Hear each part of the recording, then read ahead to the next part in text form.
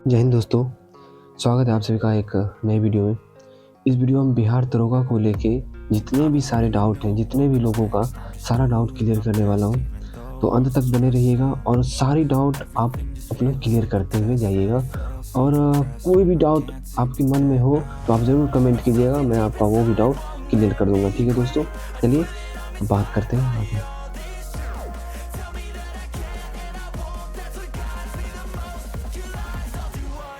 सबसे पहले तो आप लोगों का तहे दिल से धन्यवाद करता हूँ, क्योंकि आप लोगों ने मुझे इस कदर समझा और मेरे चैनल को इतना ग्रो करवाया।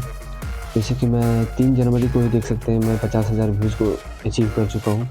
अगर आप लोग का सपोर्ट रहा तो मैं बहुत जल्दी बहुत आगे तक जाऊँगा। ठीक है दोस्तों, तो चलिए अब वीडियो में बिहार दरोगा के बारे में आप पूरी डिटेल से बात करते हैं। हाँ, मैंने इस वीडियो में बहुत मेहनत किया है, वो आप देख सकते हैं कि प्रत्येक चीज़ को लिखना कितना टाइमिंग का बात है। तो चलिए बात करते हैं। सबसे पहला क्वेश्चन था कि बिहार दरोगा का जो एग्ज़ाम है वो किसके द्वारा कंडक्ट करवाया जाता है। तो बिहार दरोगा का जो एग्ज़ाम है वो बीपीएसएससी के द्वारा आयोजित करवाया जाता है। बिहार पुलिस सब ऑर्डिनेट सर्विस कमीशन, मतलब बिहार पुलिस अवर सेवा आयोग के द्वारा ये बिहार दरोगा का एग्ज़ाम कंडक्ट करवाया जाता है। अब आते हैं अगले क्वेश्चन पे। अगला क्वेश्चन था कि बिहार दरोगा में एज लिमिट क्या रहती है। तो इसकी एज लिमिट रहती है कैटेगरी वाइज। जनरल और ईडब्ल्यूएस का 20 से 37 साल, बीसी, ईबीसी, एससी, एसटी सभी का 20 से 40 साल, और जनरल, ईडब्ल्यूएस, बीसी, ईबीसी जो नीचे में लिखा हो, ये एक्स सर्विसमैन हो या फिर ऐसे कुछ एक्स्ट्रा जिन्हें मिलता हो, उनके लिए 20 से 40 साल ही रहता है। चलिए अब तीसरी क्वेश्चन पे आते हैं। ये क्वेश्चन है बिहार एसआई में सिलेक्शन का प्रोसेस कितने चरणों में होता है, इसके बारे में है। तो मैं बता दूं कि बिहार एसआई की सिलेक्शन का प्रोसेस 4 चरणों में है, जो आपको दिख रहा होगा। सबसे फर्स्ट है पीटी क्वालिफाई करना होगा। उसके बाद है मेंस क्वालिफाई करना होगा, और मेंस क्वालिफाई कर लेते हैं उसके बाद पीईटी देना होगा, फिजिकल एलिजिबिलिटी टेस्ट। उसके बाद आपका मेडिकल एग्जामिनेशन होगा। तो पहले तो सबसे पहले आपको पीटी क्वालिफाई करना होगा। चलिए अगले क्वेश्चन को देखते हैं। अगला क्वेश्चन है कि बिहार दरोगा की पीटी में कितने क्वेश्चन रहते हैं और कितने मार्क्स रहते हैं। तो सबसे पहले मैं बता दूं कि पीटी में 100 सवाल पूछा जाता है। हर एक सवाल 2 मार्क्स का रहता है, मतलब 200 मार्क्स का एग्ज़ाम होता है। और एक गलत आंसर देने पे, अगर आप क्वेश्चन अटेम्प्ट करते हैं, एक गलत आंसर देते हैं, 0.2 मार्क्स आपके कट जाएंगे। ठीक है दोस्तों, तो इस बात का ध्यान रखेंगे। ध्यान क्या रखना है कि क्वेश्चन तो पूरा अटेम्प्ट करना है। अगर मान लीजिए कि 5 क्वेश्चन आपने ऐसे ही तुक्का पे अटेम्प्ट कर लिया, उसमें से अगर 2 क्वेश्चन भी सही हो जाती है और 3 क्वेश्चन गलत हो जाते हैं, तो आपके 0.6 मार्क्स कट जाएंगे, लेकिन 4 मार्क्स तो आ रहे हैं। इसलिए क्वेश्चन आपको पूरा अटेम्प्ट करना चाहिए। और सारे सवाल एमसीक्यू टाइप के रहते हैं, और इसमें 2 घंटे का समय आपको मिलेगा एग्ज़ाम देने के लिए। ठीक है, आगे बात करते हैं इसमें किस सब्जेक्ट से कितने क्वेश्चन आते हैं इसके बारे में। पिछले एग्ज़ाम को देखते हुए मैंने ये लिस्ट बनाया है। सबसे पहले बात कर लेता हूँ हिस्ट्री के बारे में। हिस्ट्री में 17 से अधिक क्वेश्चन रहते हैं, लगभग 17 क्वेश्चन, 18 क्वेश्चन। ज्योग्राफी से 12 या 13 क्वेश्चन रहते हैं। पॉलिटी से 10 क्वेश्चन, इकोनॉमिक्स से भी 10 क्वेश्चन, साइंस से 15 क्वेश्चन, विविध से 5 क्वेश्चन, बिहार स्पेशल से 5 क्वेश्चन, मैथ से 5 क्वेश्चन, और करंट अफेयर से 20 प्लस क्वेश्चन रहते हैं। कभी 20 रहते हैं, कभी 25 रहते हैं। तो करंट अफेयर्स पे भी ज़्यादा ध्यान देना होगा। तो अब इसमें बहुत सारे लोग क्या करते हैं, इसमें जिनका पहले से थोड़ा बहुत मैथ ठीक होता है, जिन्हें मैथ पढ़ने में अच्छा लगता है, वो क्या करते हैं कि बैठ के 5 मार्क, इसमें तो सिर्फ 5 क्वेश्चन आने वाले, लेकिन वो इसमें पूरा टाइम देना स्टार्ट कर देते हैं। अगर आप बिहार दरोगा की तैयारी कर रहे हैं तो मैथ पे बिल्कुल भी ध्यान ना दें। जिस समय आप सेट प्रैक्टिस करेंगे उतना मैथ तो कभी भी कवर हो जाएगा, और इसमें कोई हार्ड क्वेश्चन रहता नहीं, नॉर्मल क्वेश्चन रहता है जो आराम से आप बना सकते हैं। तो आपने देख ही लिया होगा कि किस सब्जेक्ट से कितने क्वेश्चन आते हैं। तो इस अनुसार आपको किस सब्जेक्ट पे कितनी मेहनत करना है तो वो आप खुद डिसाइड कर सकते हैं। अगर नहीं डिसाइड कर पा रहे हैं तो आप कमेंट कर दीजिएगा, मैं आपको वो वीडियो बना दूँगा। चलिए अगला बात करते हैं बिहार दरोगा में चेस्ट के बारे में।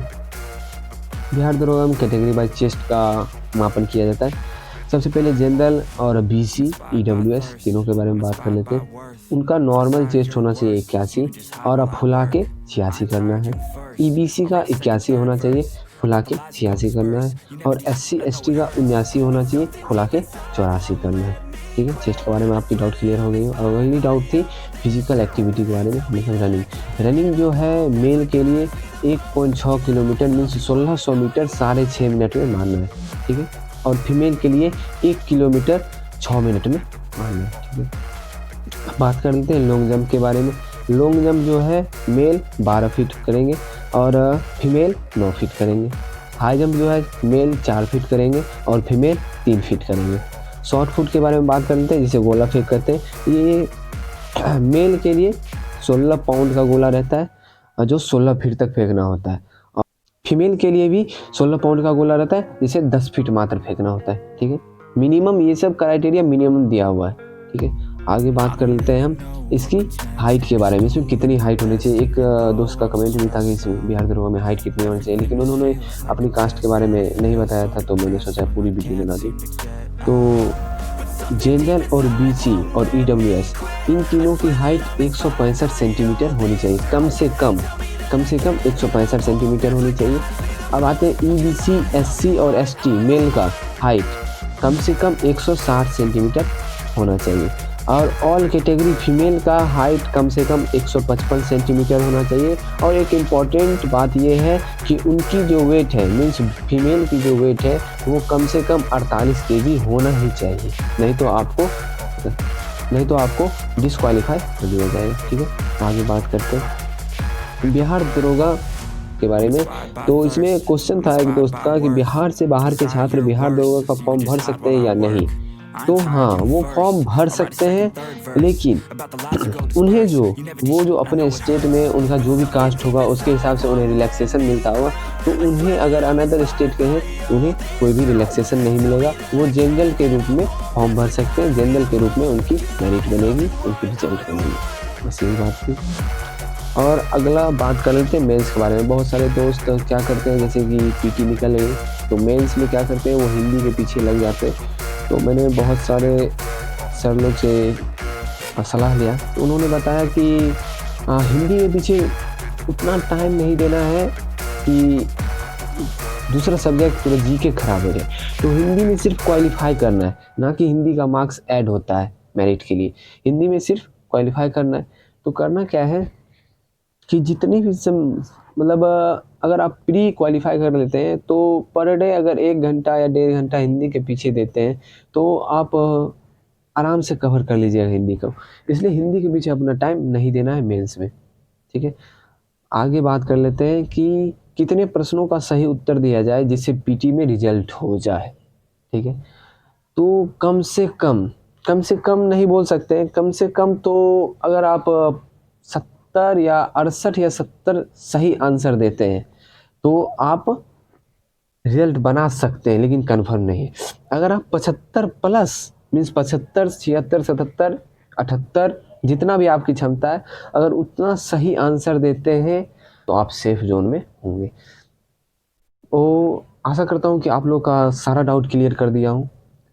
अब मिलते हैं अगली वीडियो में। जय हिंद।